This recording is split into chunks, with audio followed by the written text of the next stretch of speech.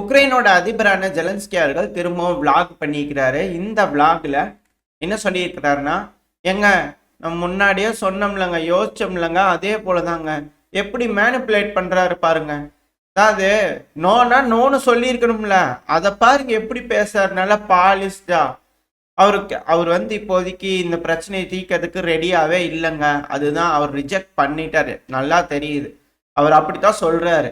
எங்களோட பார்த்தீங்கன்னா ஜெலன்ஸ்கி அவர்கள் ஒரு மிக்சடான எமோஷன்ஸ், அதாவது எப்படி சொல்ல, வருத்தம், கவலை, அப்புறம் கோபம், இது எல்லாமே பார்த்தீங்கன்னா பார்க்க முடியுது.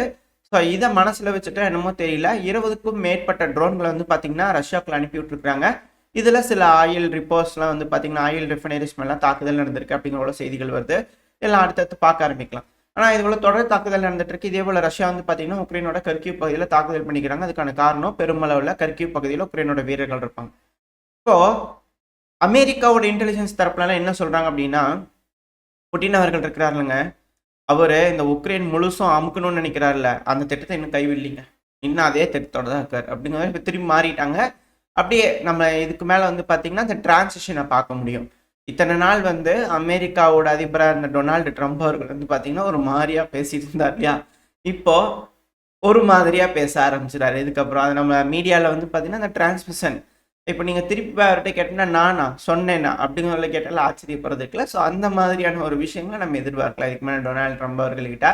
அது மட்டும் இல்லாமல் ஜெலன்ஸ்கி அவர்கள் என்ன சொல்லிக்கிறாருன்னா, அதிநவீனமான, அதாவது உக்ரைனுக்கு பார்த்தீங்கன்னா அமெரிக்க தரப்புலேருந்து அதிநவீன மையம் ஆக்கப்பட்ட இந்த கிளைடு குண்டுகள் இருக்கு இல்லையா, அதை உக்ரைனுக்கு கொடுக்குறாங்களாமா. ஸோ உக்ரைன் இதுக்கப்புறம் அதை வச்சு எப்படி களத்தில் முன்னேறாங்க அப்படிங்கிறத பார்க்கலாம். அது ரஷ்ய அதிபரான விளாடிமிர் புட்டின் அவர்கள் இது எப்படி யோசிச்சாரு அப்படின்னா, அதை சொல்லும் போதே பார்த்துட்டு என்ன சொல்லிக்கிறான்னு, அதை காலையில் பதிலே பார்த்தாச்சு. அதை எப்படி மீடியாக்கெல்லாம் கையாளுறாங்க, எப்படி சொல்கிறாங்க அப்படிங்கிறத நான் போய் சொல்லியிருப்பேன் இல்லையா. அதாவது ரிஜெக்ட் பண்ணிட்டாங்கன்றாங்க, ஓகே சொல்லதான் சொன்னாங்க. பட் ஆனாலும் மெயினான ஒரு விஷயம் என்ன அப்படின்னா, அவர் சொல்கிறது சீஸ் ஃபயருக்கு ஓகே தான், போட்டுக்கலாம், ஆனால் அதுக்கப்புறம் நம்ம என்ன செய்கிறோம் தெளிவாக சொல்லுங்க அப்படிங்கலாம் அவர் கேட்குறாரு. தெளிவாக சொல்லுங்கன்னு கேட்குறதே மேனிப்புலேஷன் அப்படின்னா, அப்புறம் இவங்க வெறும் சீஸ் ஃபயர் மட்டும் போடுங்க அப்படின்னு சொன்னால் என்ன அர்த்தம் அப்படிங்கிற இருக்குது. அது மட்டும் இல்லாமல் இந்த கர்ஸ்ட் பையில் பார்த்தீங்கன்னா ரஷ்யா கண்டிப்பாக ஒரு அஃபென்சிவ் ஆப்ரேஷன் பண்ணுவாங்க, ஏதோ ஒன்று நடக்கும். ஸோ இது போல் ஒரு விஷயம் நடக்கும்போது அமெரிக்காவோட உதவி இல்லை, அதனால தான் ரஷ்யா பார்த்தீங்கன்னா ஈஸியாக பண்ணிட்டாங்க அப்படிங்கிற மட்டுப்படுத்துதல், ரஷ்யாவோட அந்த எஃபர்ட்ஸ் மட்டுப்படுத்துறதுக்காக சொல்லக்கூடிய ஒரு மீடியா ஸ்டண்ட்டு தான் இந்த சேட்டலைட் இமேஜ்லாம் தரல, இன்டெலிஜென்ஸ்லாம் தரல, ஆயுதம்லாம் ஸ்டாப் பண்ணியாச்சு அப்படின்னு சொல்கிறாங்க இல்லையா. ஸோ இது எல்லாமே அதோட மட்டுப்படுத்துதலுக்காக தான். ஏன்னா கண்டிப்பாக பேச்சுவார்த்தை நடக்க போது ஏதோ ஒன்று ரஷ்யா செய்யும். ஸோ அப்படி செஞ்சாங்க அப்படின்னா அது பாசிட்டிவ் ஆச்சுன்னா அந்த மாதிரி, நெகட்டிவ் ஆச்சுன்னு வச்சுங்க, இன்கேஸ் அதை தடுத்துட்டாங்கன்னு வச்சுங்க, நாங்களாம் எதுவுமே தரல, எதுவுமே செய்யலை, இருந்தாலுமே எப்படி பார்த்தீங்களா உக்ரைனே செய்கிறாங்க அப்படிங்கிறது போல பார்த்தீங்கன்னா பண்ணுறதுக்காக ட்ரை பண்ணாங்க. பட் ஆனால் இது எதுவுமே கை கொடுக்கல அப்படிங்கிற சில அனலிஸ்ட் தரப்பு கருத்துக்கள் இருக்கு. ஏன்னா இது எல்லாமே இப்போ மிக பெரும் பேசு பொருளாக மாறிட்டு இருக்கு.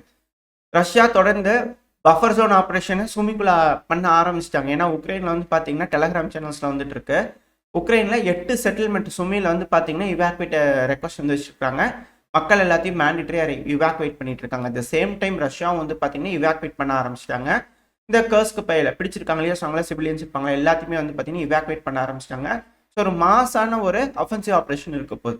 இப்போ இதை மேற்கோள் காட்டுறாங்க. அதாவது உக்ரைனை ரீஒர்க் பண்ணணும், அதுக்காக நீங்கள் சீஸ் ஃபயர் கேட்குறீங்களா, அது போல், அதாவது அவர் அப்படி டைரெக்டாக கேட்கல, பட் அது போல் ஒரு விஷயத்தில் ரீஒர்க் பண்ணணும் உக்ரைனுக்கு.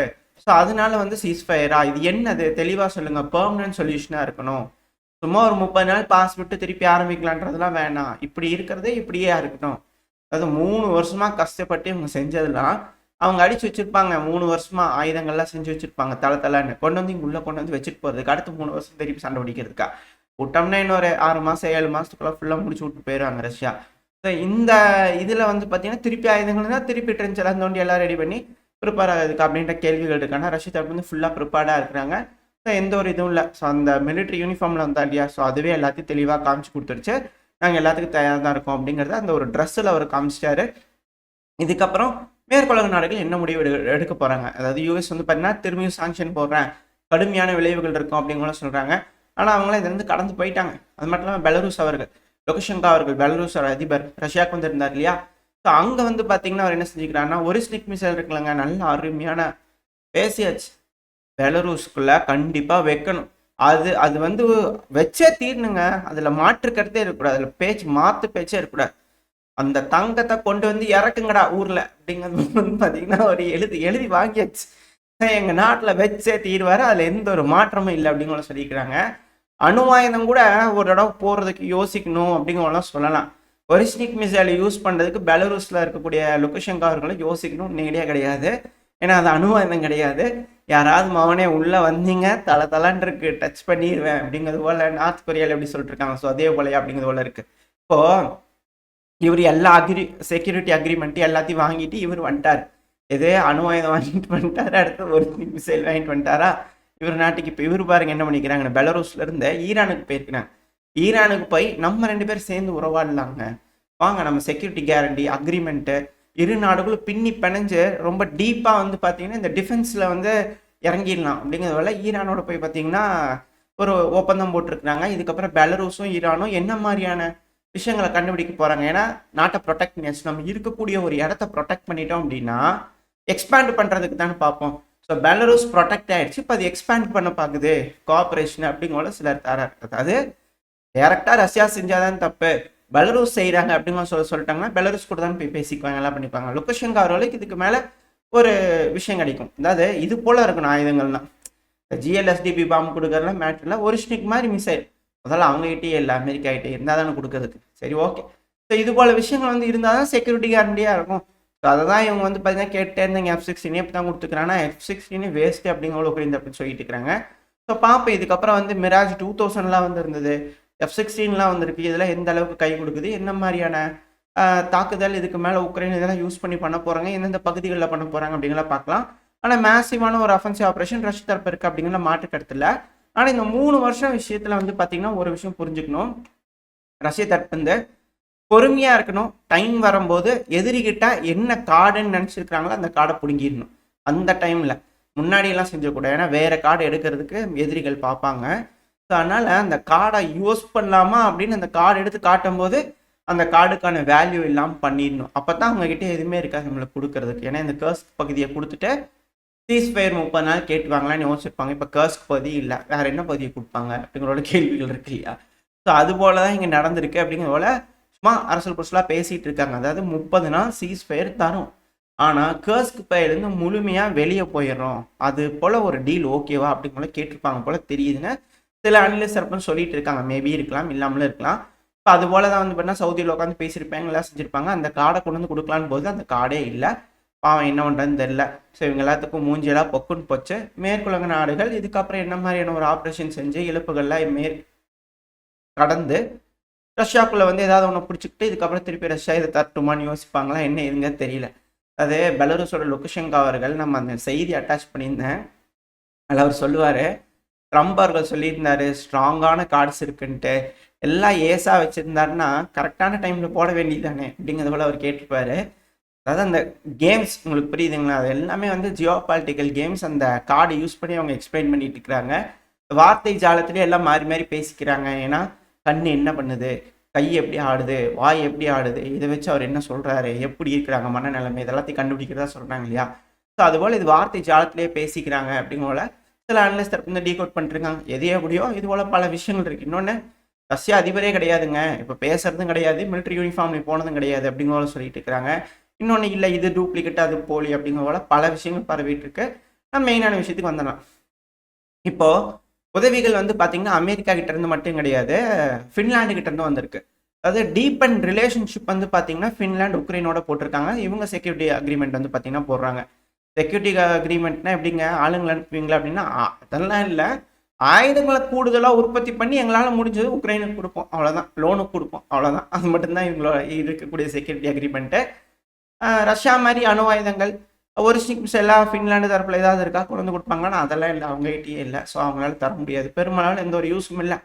அதனால் பார்ப்போம் என்ன செய்ய போகிறாங்கன்னு. அமெரிக்கா அடுத்தடுத்த கட்டான வளர்ச்சியை நோக்கி வெப்பன் தொழில்நுட்பத்தில் போய் 6ஆம் தலைமுறை போர் விமானத்தை செஞ்சு அதை பலதும் காப்பி அடித்து எல்லா நாடுகளுக்கும் டெலிவரி பண்ணால் மட்டும்தான் ஏதோ இந்த இடத்துல வந்து பார்த்தீங்கன்னா அப்பர் ஹேண்ட் அமெரிக்கா கிடைக்கும். கிளியராக இதில் அமெரிக்கா தோத்துட்டாங்க. யூரோப்பியன் யூனியன் டீலில் விட்டுட்டு இருக்காங்க. அவங்களுக்கு என்ன பண்ணுறதுன்னு தெரியாமல் முழிச்சுக்கிட்டு இருக்காங்க அப்படிங்கிறத இங்கே இருக்கக்கூடிய விஷயம். இதில் கேஸ் வேறு வந்து பார்த்தீங்கன்னா ரிசோர்ஸ் கம்மியாகிட்டு இருக்குன்றாங்க. என்ன பண்ண போகிறோன்னு பார்ப்போம்.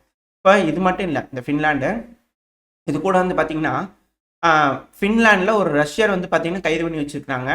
எதுக்காக அப்படின்னு கேட்டிங்கன்னா, உக்ரைன் வந்து போர் குற்றம் பண்ணிக்கிறாரு, அதனால வாழ்நாள் முழுவதும் சிறையில் இல்லை அப்படிங்களாம் அடைச்சி வச்சுக்கிட்டாங்க அப்படிங்கலாம் சொல்கிறாங்க. இது எதுக்காக அப்படின்னு கவுண்டர் பேலன்ஸ் யோசிக்கிறாங்கன்னா, ஆஸ்திரேலியாவோட ஆஸ்கர் அவர்கள் இருக்காங்க இல்லையா, நான் சமீபத்தில் அல்பனிஸ் அவர்கள் அந்த ஒரு வீடியோ பதிவு கூட நம்ம பார்த்துருப்போம். மீடியாக்கள்லாம் வந்து பார்த்தீங்கன்னா அவர்கிட்ட கேட்பாங்க, சொல்கிறதுக்கு முடியாமல் மென்று முழுங்கிட்டு இருப்பார் மனுஷன் பாவம். அதாவது நம்ம அதில் இன்வால்வே ஆகலைங்க டேரெக்டாக அப்படிங்கிறது போல். ஆனால் ஆஸ்கர் அவர்களை வந்து பார்த்தீங்கன்னா ரஷ்யாவில் பிடிச்சி வச்சுக்கிறாங்க. அது கர்ஸ்க் ஒப்லாஸ்டில். அது வந்து ஆஸ்திரேலியன் நேஷனலிஸ்ட் தான்.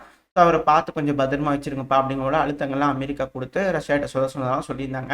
இப்போ அவரை வந்து மீட்டெடுக்கிறதுக்காக இது போல் இவர் நபரை ஃபின்லாந்து தரப்பு வந்து யூஸ் பண்ணுவாங்களா, மேற்குலக நாடுகளில் என்னென்னு செயல்படுவாங்களா, மேபி பிரசனர் எக்ஸ்சேஞ்ச் அப்படிங்கிறது போல் செய்வாங்களா, இல்லை இந்த கர்ஸ்க் ஒப்லாஸ்ட் சில முக்கியமான நபர்கள்லாம் பிடிச்சிருப்பாங்க, ஸோ பிரிசனர் எக்ஸ்சேஞ்ச் போல் இது போல் செய்கிறாங்களா அப்படின்ற கேள்விகள் இருக்குது. அது மட்டும் இல்லாமல் அந்த ஆயில் டேங்கர் யூகே வந்து பார்த்தீங்கன்னா ஒரு நபரை பிடிச்சிருக்காங்க இல்லையா, யூகேவோட ஸ்காட்டு ஒரு நபரை பிடிச்சிருந்தாங்க ரஷ்யா அப்படிங்கிற சொன்னோம் இல்லையா.